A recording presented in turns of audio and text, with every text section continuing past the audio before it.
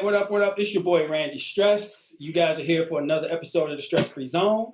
As you guys know, this is a show that lets you get to meet celebrities, football players, actors, in this case, comedians, CEOs also on a more personal level.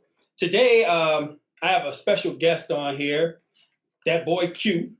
He's a comedian. First, he was a spoken word artist, a very good spoken word artist, then comedian, host. Can I call you a reality show star, or do I say reality show co-star? I was on there for me, so I'm going to go with star. We're going to go with star. We're going to go reality show star. I'd like to introduce everybody to that boy Q. What up, Q? How you feeling today, man? What's good? What's good, man? How you doing? I'm well, now. Every day is a great day, my man. I got some weird ways to do this thing today. There are certain questions that I can't ask you that I would ask other people. Because one of my questions that I love to ask people is, who is your celebrity crush? But you're about to marry your celebrity crush. So it's kind of like... Not really, because I used to like, out of this group that she's in, I used to crush on Salt. I ain't gonna leave it out.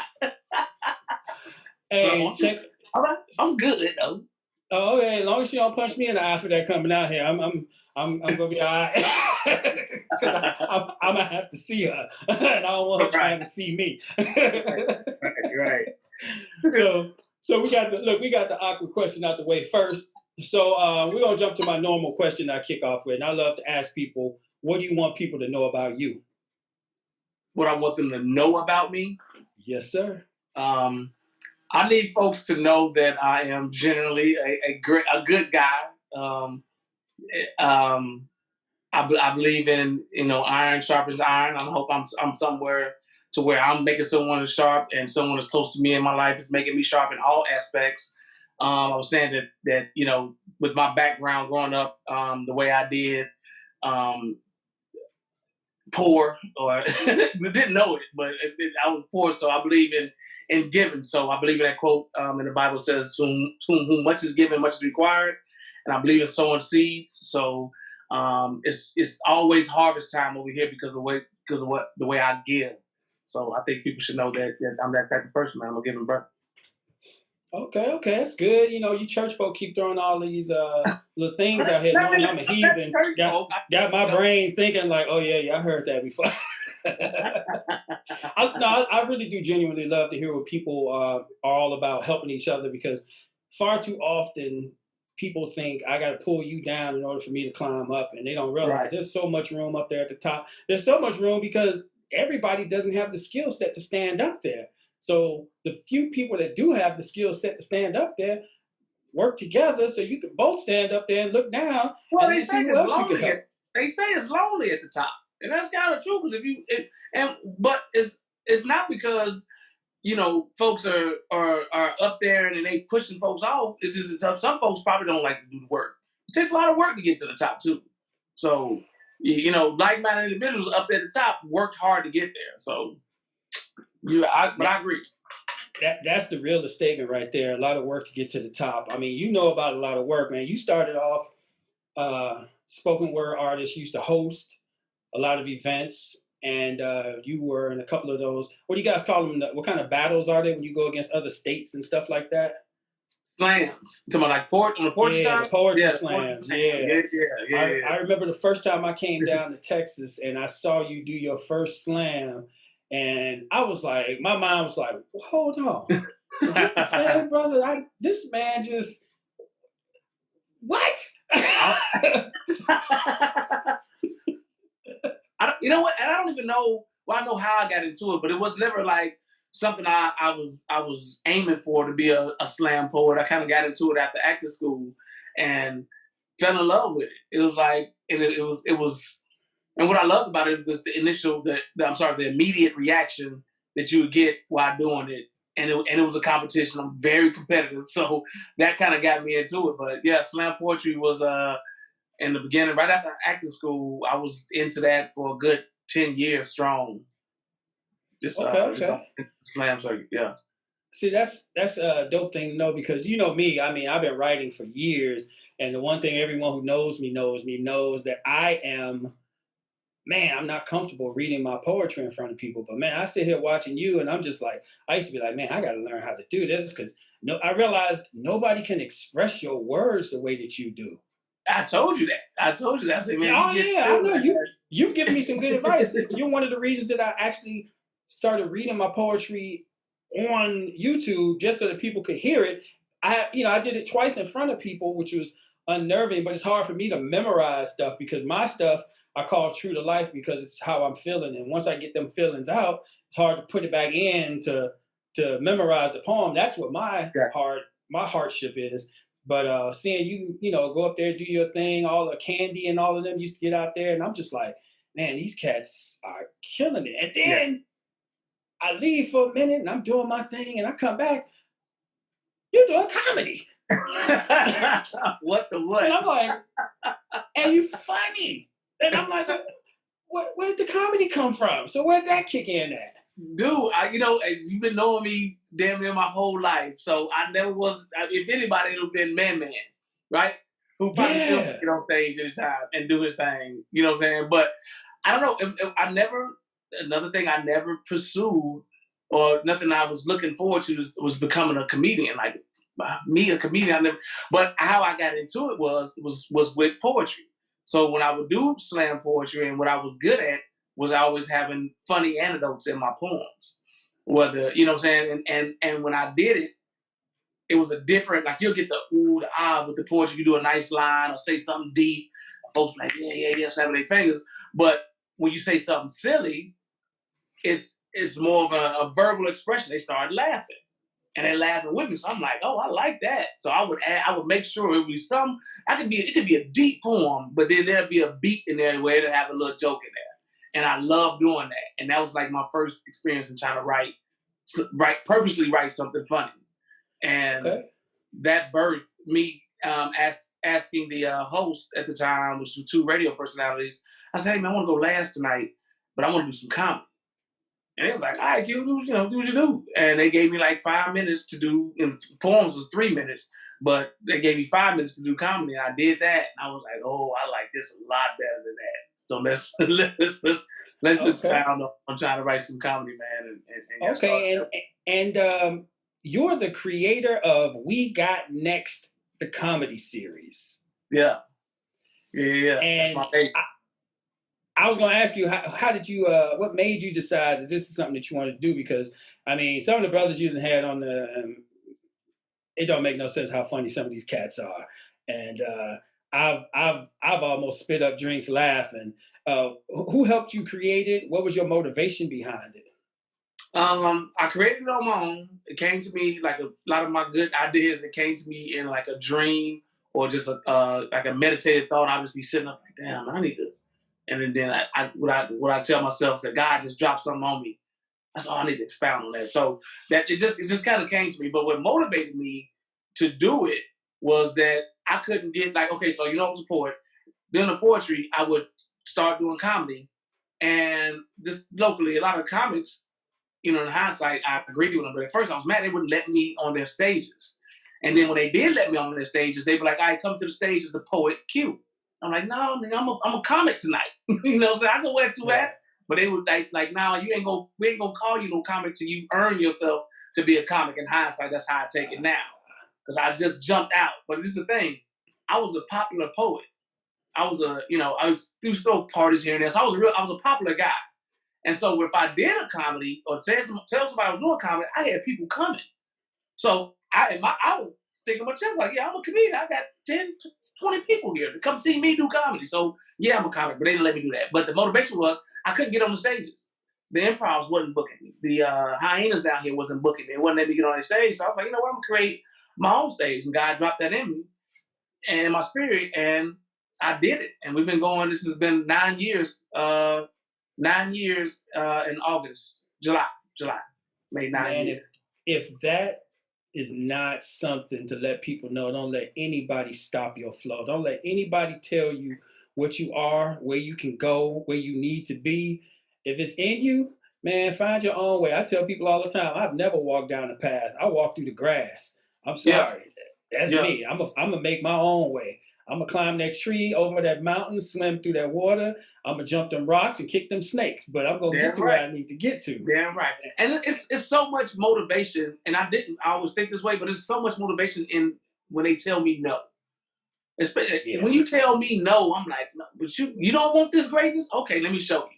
Now I'm even pumped up more to make sure I make this happen when you tell me no. Maybe I didn't articulate my vision sometimes, but I know this is what I'm supposed to be doing. So you telling me no is nothing but motivation.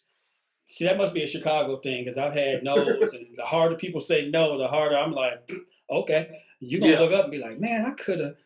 Right, yeah, exactly. Could have. Exactly. I know we touched on the reality show thing. You were on Love Goals with your fiance. Should have been your wife by now, but because of COVID, everything got shut down. Right. Spinderella, spin it up one time. Yeah.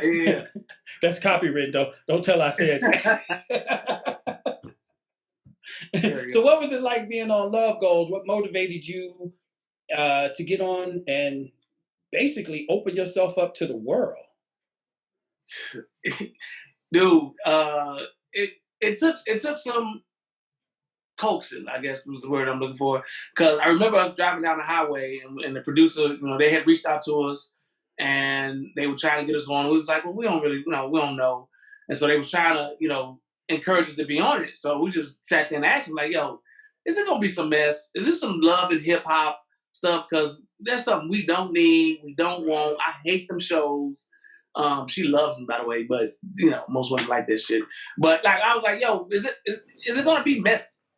Are we trying to be messy? So when they came back and said, no, it's nothing like that, and they told us a little bit about Spirit, who's the host, and they wouldn't tell us who was on it. That was another thing. Like, it just is, one of them girls going to be popping up out around the corner, and y'all going to make this like some mess. And they just reassured us after some time that, hey, it's going to be a good thing. And it turned out actually being a pretty cool thing. Who don't want to be on TV as an actor, a comedian, a poet, getting on TV? Now, that part of it was like, hell yeah, let's go get on TV. But I wanted it to be to where I didn't embarrass my kids or my friends or, my fans and stuff like that. Okay, that was kind of how it went down. It turned out pretty cool, though. Oh, I know. I enjoyed my little look. I had my little cameo. Yeah. Cameo, big up to me. No.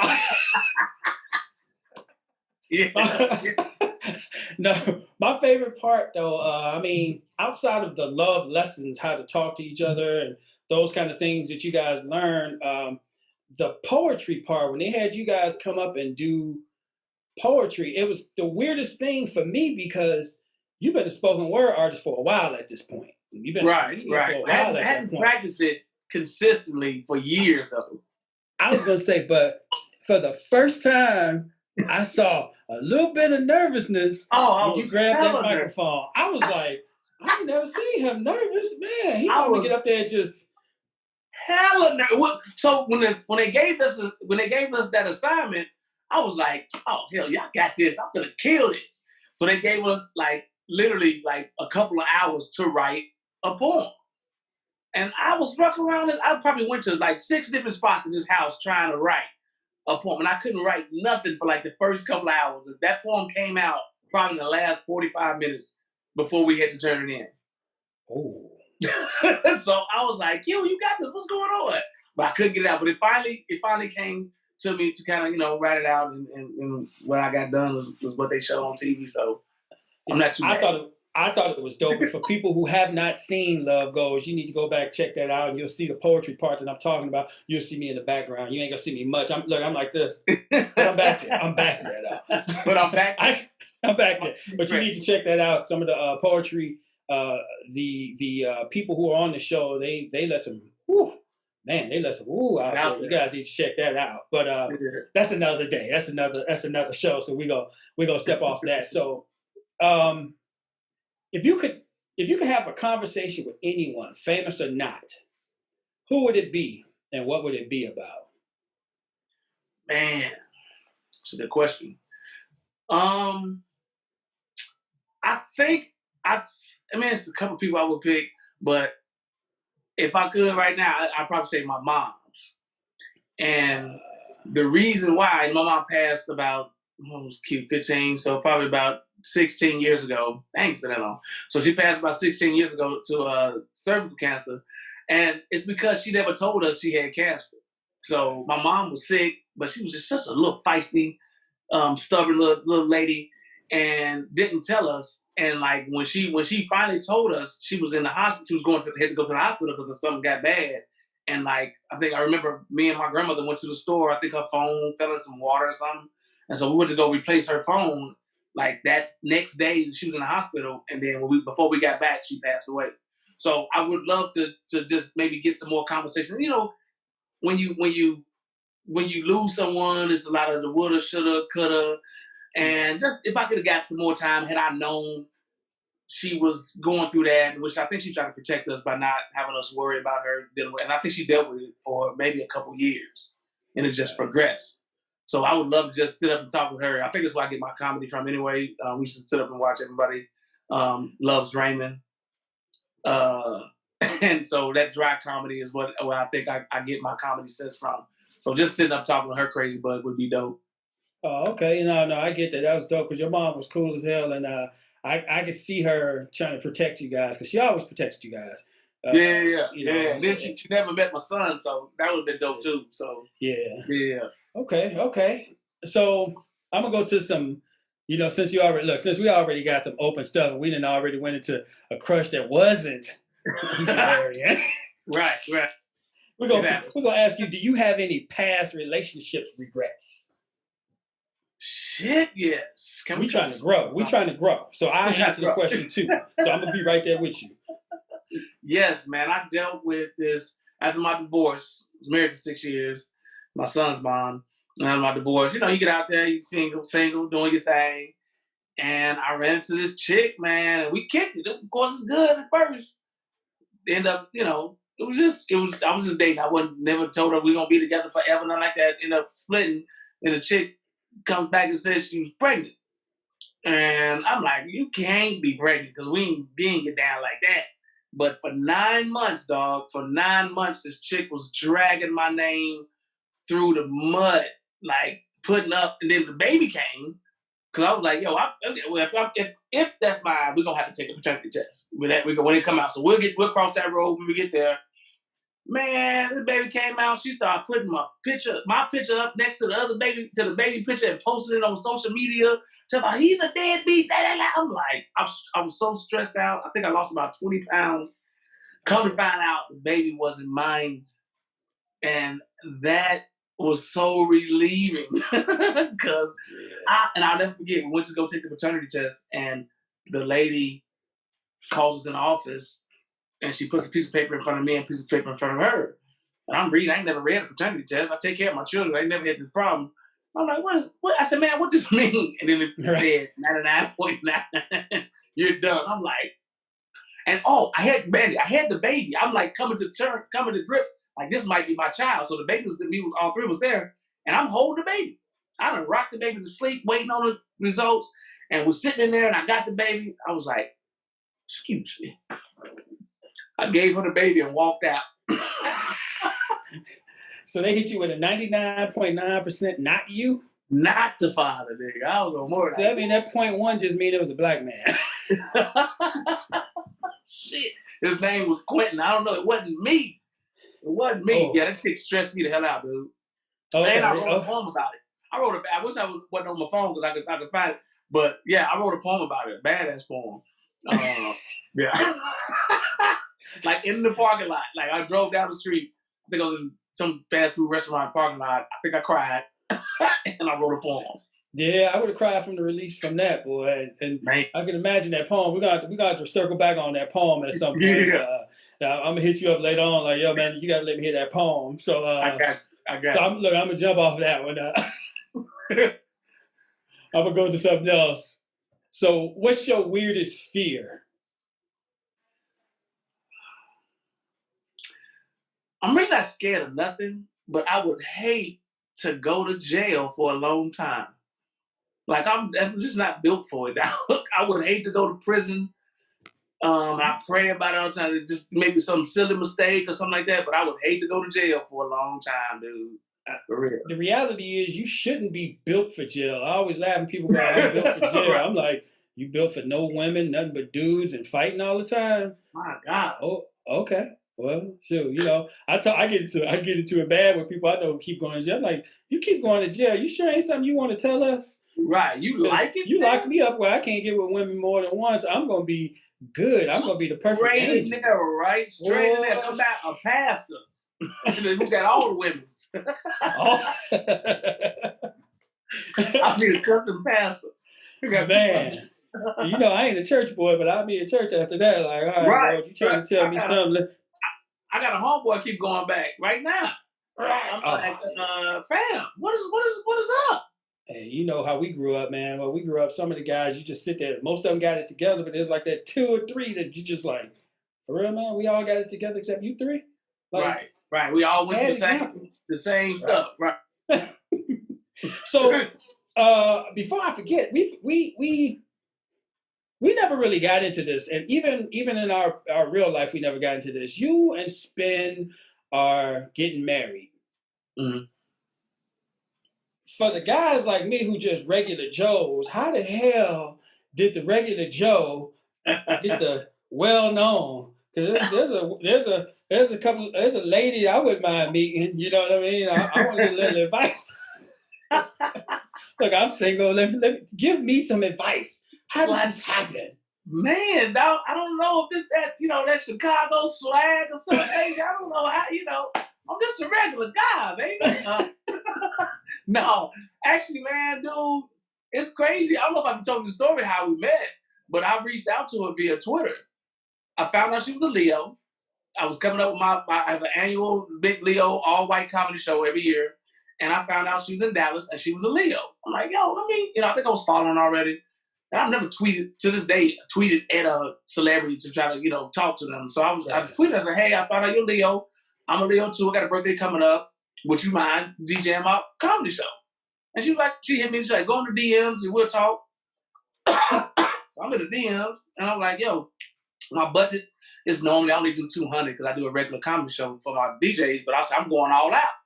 My budget is $500. What are you available? Dude, I promise you. She hit me back and said, baby, I tell you what I'm gonna do. Just give me a table, some tickets, or a bottle, or something like that. And said, I'll just gift it to you. And I said, what that mean? Gift it to me. She said, I'm gonna gift it to you. It's gonna be my birthday gift for you. I'm gonna DJ your party. I said, what? Man, we kind of been together ever since almost, dog. It's weird. Wow. And I was dating a girl. She came to a comedy show came to a comedy show, opened up for Lil Duval, and I performed in front of her, and I finally got to meet her face to face. And we met, it was cool. I think that's probably when we exchanged numbers for real. And I was with a girl, and I was working up for my shows. I was busy a lot, and she was like, yo, come get your shit. I had some stuff over the house. I was like, all right. And when I got my stuff, I think the next week, I asked this girl out. I asked Finn out. And she said, yeah, we went to the movies. It's crazy. I think I asked some coffee something. Yeah, we went to the movies. It's crazy. She said, yeah. I shot my shot. When you in the gym, Randy, what you do? Take that shot. Right, yeah. If I got in front of the right one, look, I ain't a Mac. Everybody who knows me, that's the biggest joke is the Randy ain't no Mac. I ain't the guy who can just walk up to a girl. But put me face to face and watch that walk. Yeah. Because look, worst thing you could say is no. So fellas, here's your lesson right here.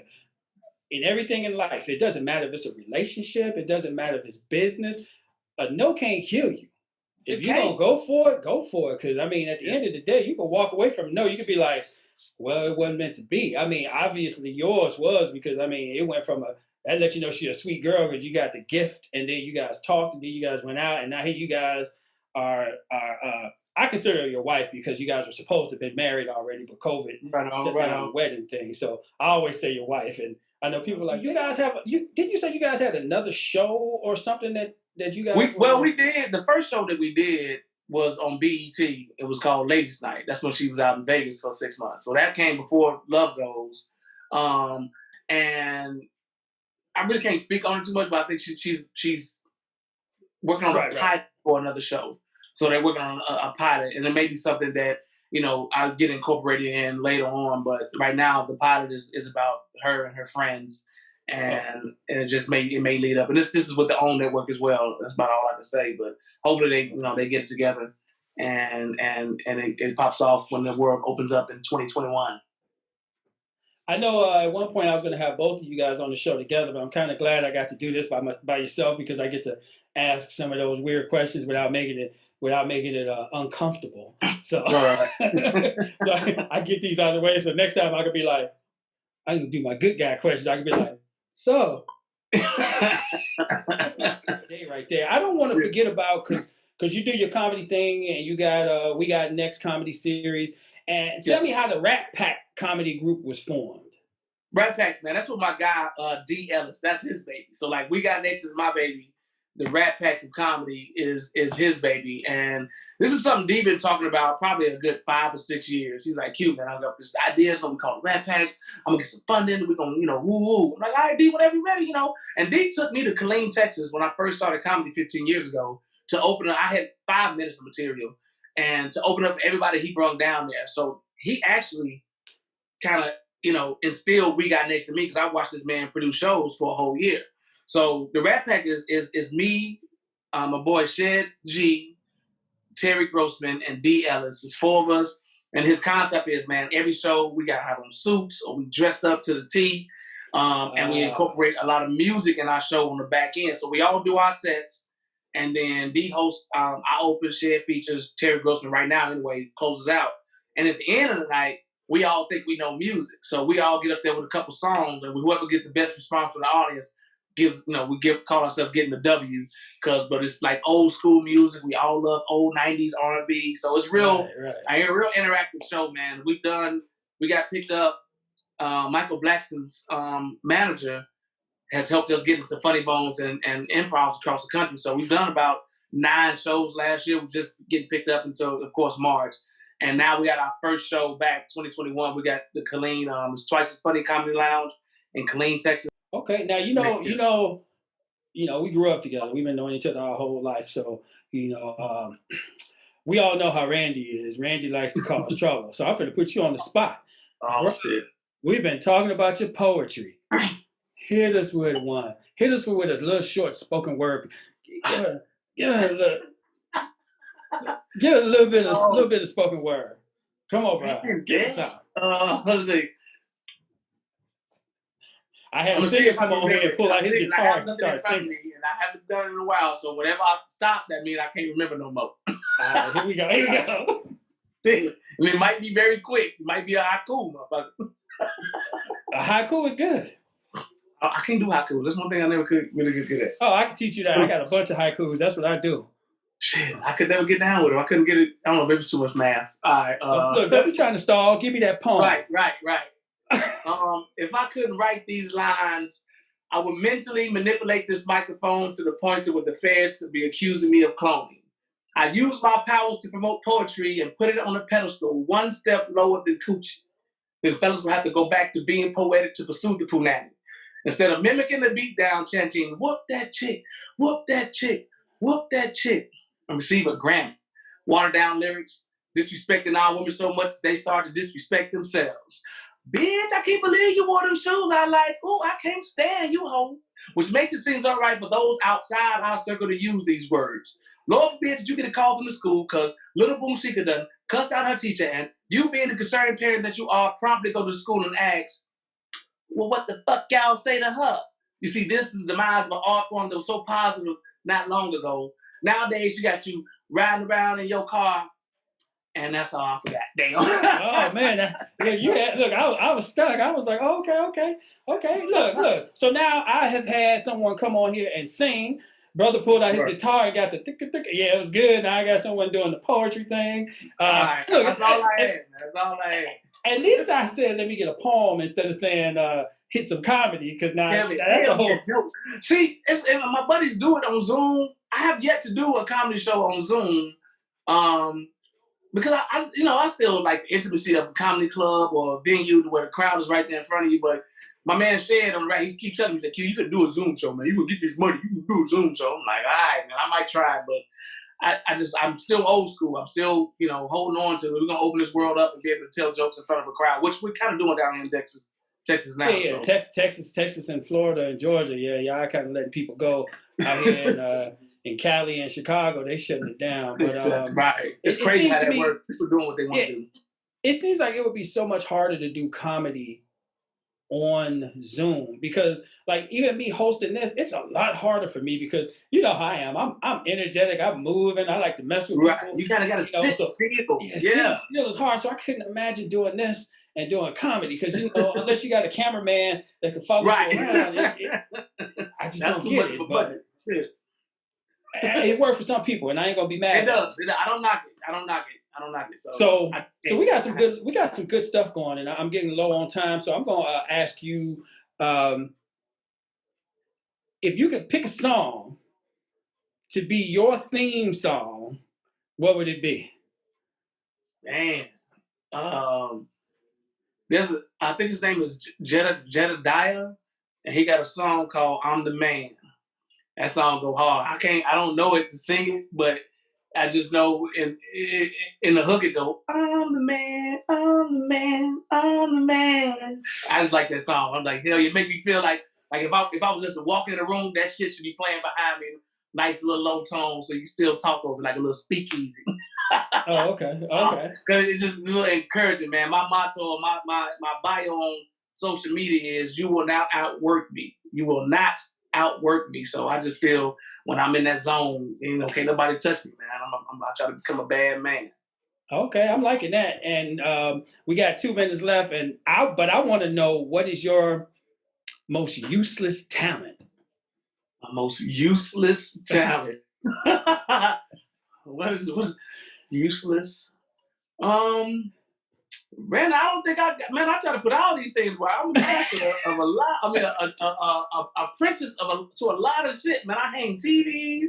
I can install a whole kitchen. I do comedy. I can promote. I can manage. I can host my draws off something, man. I try to use all of them, man. I don't think maybe tying a cherry stem in a knot. Fuck, I'm good at that. Shit. I'm pretty circles. I'm hype with that, dog. I'm kind of hype. I'm pretty sure your fiance would say that that's a useful talent. So getting on her fucking nerves, yeah. See, there you go. That's the talent right there. People don't realize. People think it's easy just being a pain in the butt or being a smart ass. It ain't easy, man. You got to work at that. You got to practice. You got to do it every day. I'm coming down on my on the end of the show. I appreciate you coming on here. I had a great time. We had some good laughs. I was a little nervous about this because, it's different when you interview someone that you've known your whole life, because it's not about the questions you ask. It's about the questions you don't ask. And I had to keep reminding myself that this is a show. This is not just us talking. So it made it a little more difficult. But I still enjoyed it. I had a great time. I'm glad you opened up on a lot of things. I'm really looking forward to see what happens once COVID balances out and we can actually see the Rat Pack come out. We can actually see the We Got Next comedy series come back out here to the West Coast, and we can see some big things for you guys. And I know it's just going to keep growing because you were on the uprise when COVID kicked in, and ain't nothing to start it back up. So I'm wishing you the best of luck, my boy Q. It's an honor. It's a pleasure. Thank you for being my first comedian also, as well as one of my boys from the block in Chicago. That's why I'm bigging up with the Bears in case people. Yeah. I had those Chi-Town on it. And my shirt. My shirt said. You see what my shirt say? There you go. Yeah, we miss you, Obama. Miss you, Obama, man. We're going to get his little cousin, though. We got his cousin coming in. Right. Hey, as always, everybody, you know how I end my show. I'm hoping everyone learns, loves. Remember to be stress-free. Live, love, laugh is my motto. The only way you can enjoy life is to live, love, laugh. Let those little stupid things roll off your shoulders. Always remember to hug a friend. Tell them you love them, because people are going through a lot of stuff during this bad time. Make sure you call your parents, because you don't know how much time anyone around you has. Always remember to end everything with the way I end every phone call with my friends. I say it to Q all the time. I love you. Love you too, dog. This is Randy Stress, and we are out. Peace.